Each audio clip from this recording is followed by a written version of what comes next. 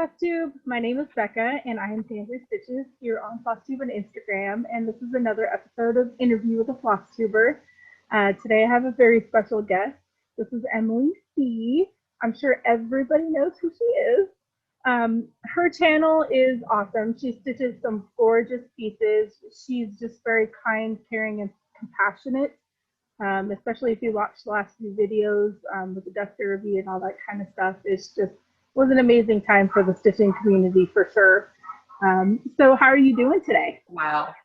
Yeah, I'm doing great. I'm doing great. How are you? Yeah, great. I know the fundraising was absolutely amazing. How the community turned out to help is great. So I'm convinced that it was just such a terrible and dark time in the world that everybody just latched on to something positive that they could do and just gave it their everything, and boy did they. Yeah. It blew me away.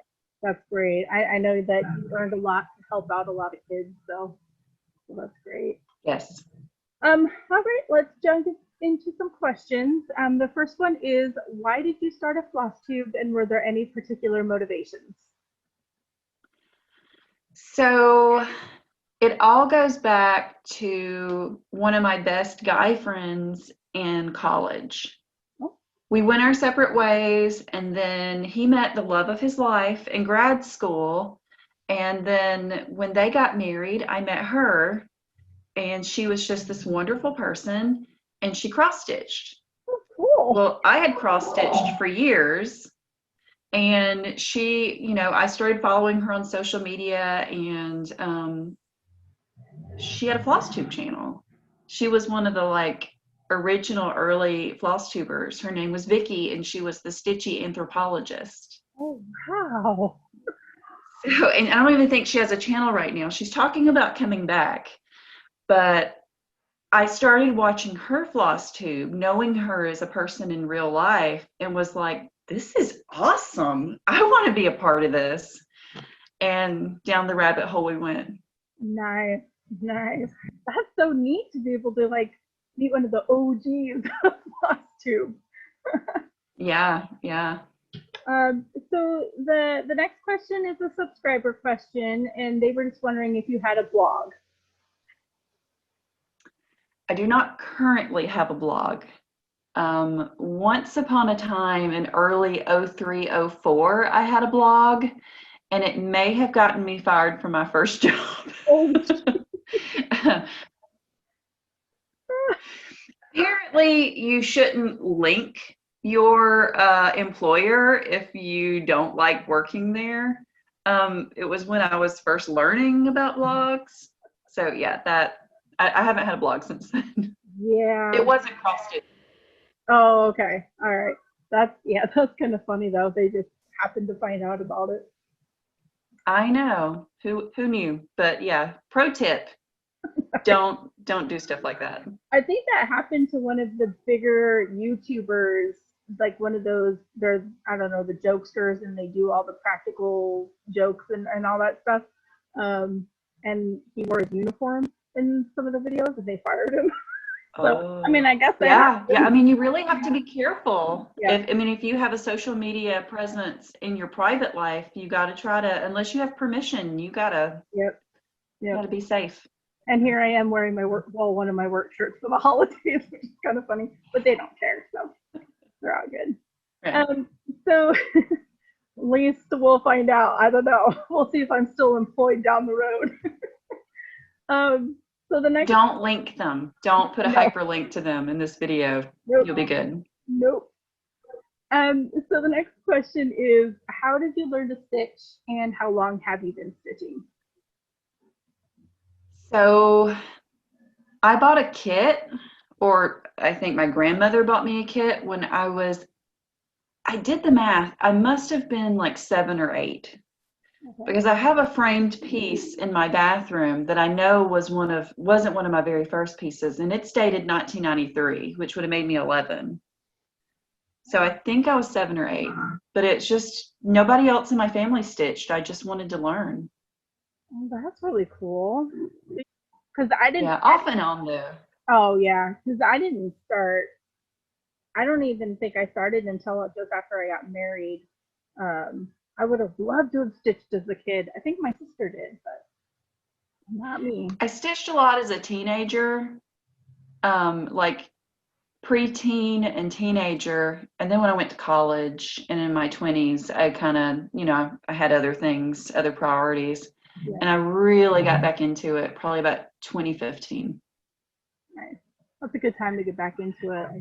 A lot has changed through the years for sure. So I love this question because I like to see different projects. It's, what is your favorite project that you've stitched so far? Okay, so I wandered around my house, and like I said, this one is behind me. This is Mermaid's Folly by Courtney Collection, and it's one of my favorites, but it's not my favorite. It would have to be, this is Village of Hawthorne Hollow. Oh my gosh. By Carriage House Samplings. It was just so fun to stitch because you get like these little finishes along the way. Mm-hmm. And it was actually, I think it was one of the first bigger pieces that I had finished. So it's kind of special. I know a lot of people, I think there's a sale coming up for that too, for the Hawthorne Hollow. I think that's starting.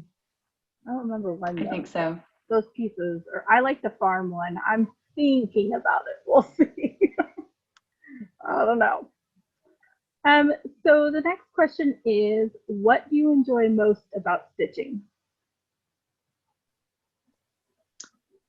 I'm an indoor kid. I'm like really sedentary, and I'm also a really high anxiety person. So with all of those things, this is kind of the perfect hobby for me because I get to sit inside and watch television, and then it's also super soothing. And it just, I don't know, it takes me to a happy place. Mm-hmm. It has that amazing effect on a lot of people. I've learned after talking, with a lot of people in the interviews, is it's just such a calming, relaxing hobby. It's perfect. Yeah. Yeah. And I think a lot of us, as I've interacted with more stitchers, like suffer from some kind of anxiety or something like that. And it just, it's kind of magic. It is. It's magic. That's exactly what it is. It's a magical hobby. So speaking of magical, this might lead into it. What is your favorite genre of book or movie? Definitely horror, supernatural horror. Like I'm not into like violence or gore or anything like that. Like supernatural is my niche. I love that. I love the show Supernatural. That's one of my favorite shows. Ghosts and all that kind of stuff. Me too. Yeah, yep. I've binge watched it. I don't know how many times. So good. Yeah, it is. So, well, maybe you'd want to go on to some sort of set of supernatural, but we're looking for what fictional place would you most like to go? So I thought about the shows like Supernatural and stuff like that, but I would get eaten by some kind of monster, so that doesn't sound that appealing. But it would be like a TV show reality, and it would probably be like Gilmore Girls or Northern Exposure, just so I can immerse myself in this weird, quirky town and not get eaten by a monster. Yeah, not getting eaten by a monster would be good. But I think it would be so much fun to hang out with Sam and Dean and let them like fight the monsters and save us. Yeah, or just stay back and do research with Bobby. Oh, true. Yeah, it would be a lot of fun too. I love that show. So if you could do anything for a day, what would it be? I think our automatic answer is cross stitch. And I thought about it though, and I'm a huge lover of old, like turn of the century, late 1800s houses. And I think I would just love to just prowl through and tour old houses all day long. That would be really Wander fun. through and look at the architecture and if they're furnished. I don't know. That sounds like a nice relaxing day. You can get some stitching in there too. Exactly. Yeah. So do you happen to have any other hobbies besides cross stitch? So going back to the houses, I used to, I'm a much more law-abiding kid now, but I used to do like, there's a name for it that's eluding me, but where you like photograph and go through abandoned houses, whether or not you have permission to do that. Oh, okay. Yeah. I know what you mean. I don't know what the word is. There's a name for it. It's eluding me. There's people watching, yelling it at the screen right now. But like I used to love to do that. But like I said, I'm much more law-abiding now because it's not always completely legal. Mm-hmm. But I do collect a few things. Like I collect Ouija boards and the old cast iron banks. Oh, cool. And I've started collecting brass bells just because there's some really weird, unique ones out there. I have one on my mantle that's actually a woman in like this old antebellum dress. Yeah. It's cool. I see those every so often at Goodwill because I go to Goodwill so much. That's probably a good place to find some of that stuff. But the Ouija boards, that's super cool. That's really cool. Yeah, I have a ton.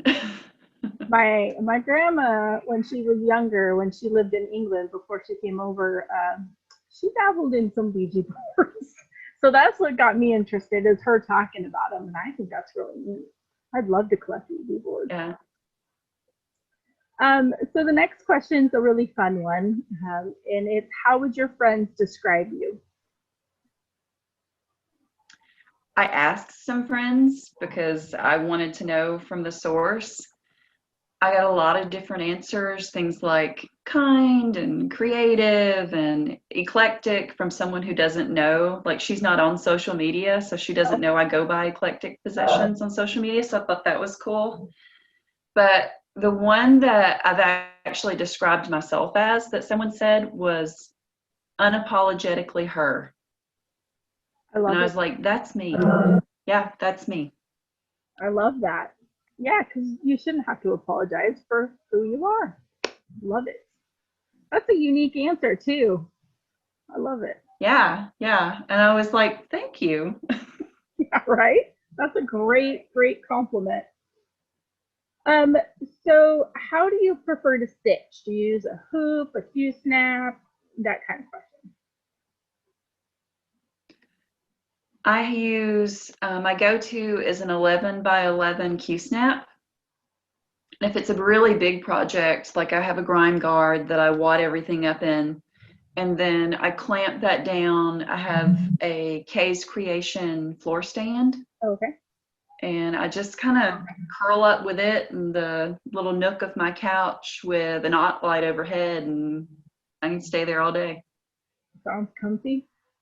I need to get me a stand for sure, because I use a Q-snap too, but just holding it constantly is just too much.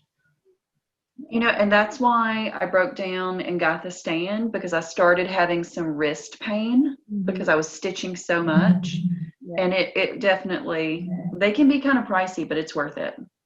Yeah, I've been looking into it because I'm starting to get the pain through the whole arm, the elbow and everything. Yeah, it's been kind of continuous.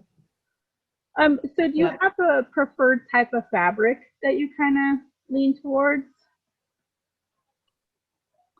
36 count Edinburgh.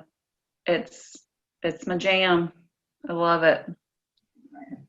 But like I like for it to have, because you know different dyers dye it and it comes out differently. So like I'm more of a picture this plus color and cotton kind of feel. Like I love theirs, and I really started liking Lakeside Linens. Oh, nice. Well, I'm sure they have like a set dye base where it's pretty consistent. I'm not used to linens. I stitch on Ada, so I do a lot of the hand-dyed fabrics that the modeling's all different. But with linen, is it Oh pretty yeah. consistent for like Lakeside and Picture This Plus as far as the colors go? I mean, everybody kind of has their own way. Like, Picture This Plus is much more of like varied modeling, Okay. while Color and Cotton or Lakeside Linens are more subdued. But I would definitely say that different dyers, their dye process affects what the linen feels Oh. like how much it shrinks or how stiff it feels or how silky it feels. Hmm. I think that's the same for Ada because there's a lot of like crispier Ada. You hear people talk about how Yeah. it's so hard, but then there's other dyers that the Ada is so nice and soft. So I think it's probably, Yeah, like I've gotten Ada from Picture This Plus and it's pretty soft. yeah, yeah, it is. Yep. I love it. Um, so where is your favorite place that you've traveled, and did you bring any stitching along when you went? So my husband and I have gone to 2 national parks and done cave tours. And those have been my favorite trips. We went to Mammoth Caves in Kentucky, and then we went out to west to Carlsbad Caverns. Oh, It was so much fun. And both times, I mean, I didn't take stitching in the caves, but I took stitching with me on the trips and stitched in the hotel as much as you can with hotel lighting. I would love to do that. I grew up in Oregon, and they have the 8 caves there that are like a huge tourist spot. I have never been. I need to go. We loved it. It was so much fun. I think it would be amazing. I don't know if my husband would go. I have to find somebody to go with me. He's not a big cave person, but I think that would be so much fun. We have a lot in common. Well, I mean, it's exercise too. Like, depending upon what tour you take or what cave you go into, I mean, you can hike in caves for miles. It's so cool. It's so cool. um, so next question would be, what can you not do without for your stitching? Like your favorite go-to must-have?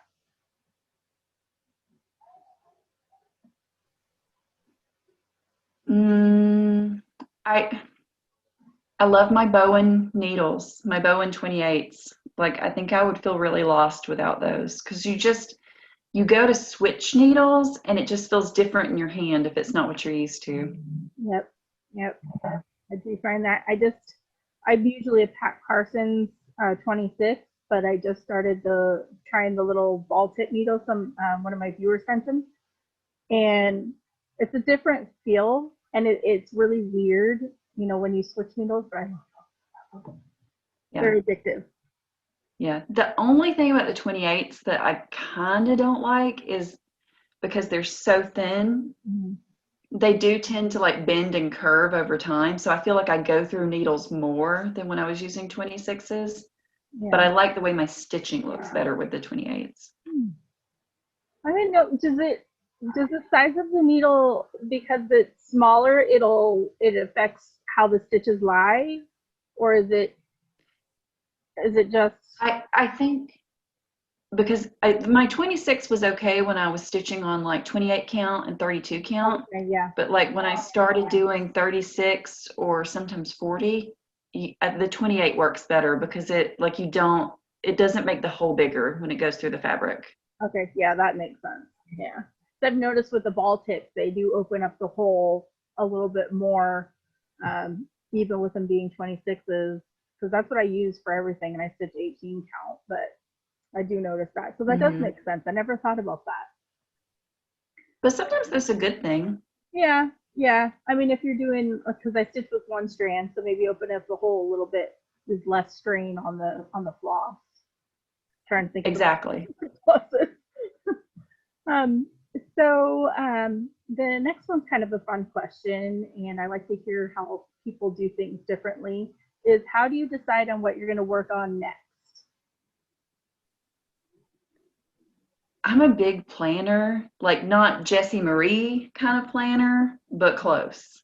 Yeah. Like right now I have an Excel spreadsheet And then I have like calendars going for Sampler September and Dark October where I like have what days I'm going to work on what thing.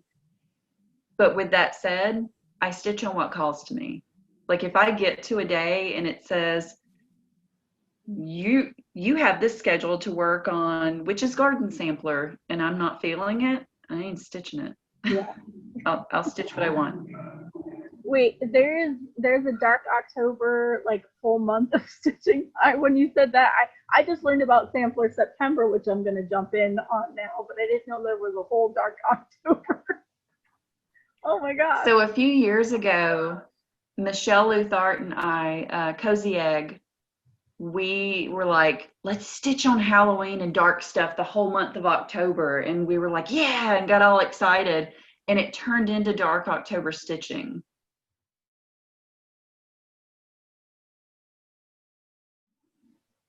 Oh, can you still hear me? I think Okay. we're delayed. Yeah, it delayed a little bit. It's still recording, but I can cut it out. I think it missed a lot of the Dark October talk a little bit when it cut out. I was just saying that, you know, we just stitched dark stuff all of October and it got really popular. So Yeah. the hashtag is really fun to look at. And because people enjoyed October so much, we do Dark 13 stitching on the 13th of every month. Yeah, that's what I do. I knew about the Dark 13, but now I'm going to have to jump in on the whole month of October. It's fun. I love the themed months. It's just a lot of fun. So we are down to the final question, and it is my most favorite. I say it every interview. And it's, what's the best thing that has happened to you so far this year?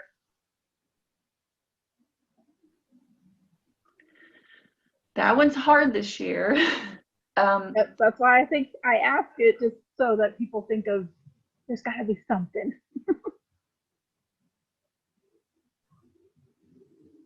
You know, I was going to say that despite of COVID and everything, that, you know, it's really made it okay for me to be an introvert because that is what we do now. Mm-hmm.